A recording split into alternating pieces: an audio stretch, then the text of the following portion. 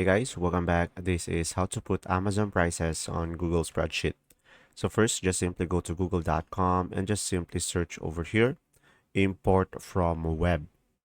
And now, once you have searched that, just simply make sure to go for Google Workspace and click on this one. And now just simply install this one and click on continue and just simply sign in into your account. And once you have signed in, guys, just simply go ahead and click on allow over here.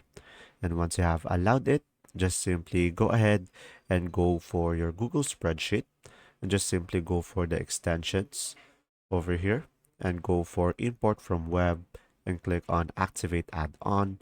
And now from here, just simply go ahead and go to the second one over here and just simply go to the Amazon link that you have. And now just simply copy the link. And after that, just simply go to the Google spreadsheet again. Just simply paste the link over here and just simply go for the second column and just simply put title over here and put sale underscore price over here. And now under the title, just simply double click on it and put an equal sign.